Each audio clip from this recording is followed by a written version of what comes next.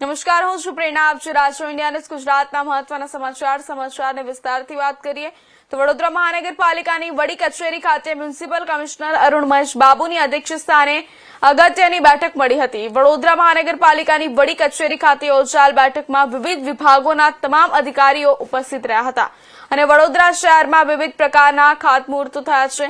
જ્યારે અમુક જગ્યાએ 32 જેટલા રોડ, જેમાં 13 જેટલા કરોડ પાણીના કામગીરી અને 16 જેટલા રોડ ડ્રેનેજના કામગીરી ચાલી રહી છે. જ્યાં 20 વર્ષે જૂની લાઈનો પણ બદલવાનું કામગીરી પણ ચાલી રહી છે.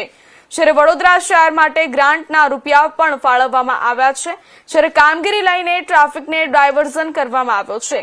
જે કામોને વહેલી તકે પૂર્ણ કરવામાં આવે, સાથે સાથે જે પણ કામગીરી કરવામાં આવે છે તે ગુણવત્તાપૂર્વક કરવામાં આવે તે પણ ચકાસણી કરવામાં આવે તેવી ચર્ચા કરવામાં આવી હતી. ખાસ કરીને વડોદરા શહેરમાં 13 જેટલા રોડ પર કામગીરી ચાલી રહી છે તે વહેલી તકે પૂર્ણ કરવામાં આવે અને માર્ચ એન્ડ સુધી કામગીરી પૂર્ણ કરવામાં આવે.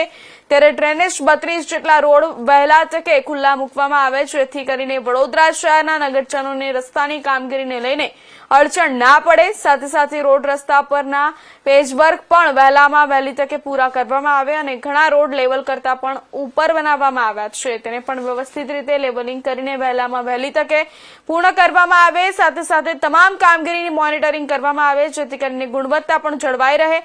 સાથે આવનાર દિવસોમાં વેરાની પણ રિકવરી કરવામાં આવે, જેથી કરીને વડોદરા મહાનગરપાલિકાની આવકમાં પણ વધારો થાય. આ તમામ બાબતને લઈને આજે એક બેઠક મળી હતી.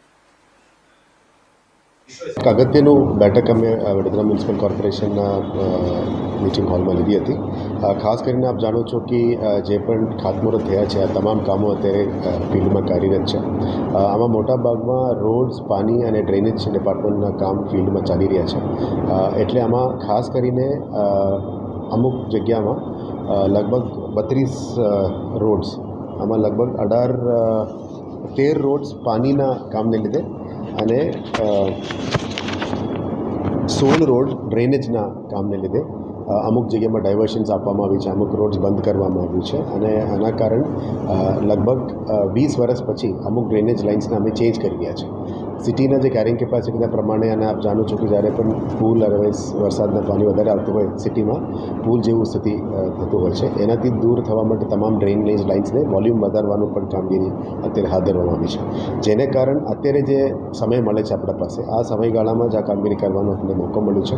અને આટલા વર્ષો પછી જે અમૃતના ગ્રાન્ટ, સ્વર્ણિમના ગ્રાન્ટ આપણને વડોદરા મહાનગરપાલિકાને સપોર્ટ મળી છે, આનાથી આ કામ અત્યારે કામ કરી રહ્યા છે અને બીએમસીની ગ્રાન્ટ મારફતે પણ અમે કરી રહ્યા છીએ. ખાસ કરીને આ જે રોડ્સ ડાયવર્શન કરવામાં આવ્યું અને ક્લોઝર્સ કરવામાં આવ્યું, આના કારણે પબ્લિકનું મૂવમેન્ટ અને ટ્રાફિક જામનું ભારણ વધતું જાય છે. એને વહેલા તકે નિરાકરણ લાવવા માટે જે પણ રોડ ક્લોઝર્સ લીધા છે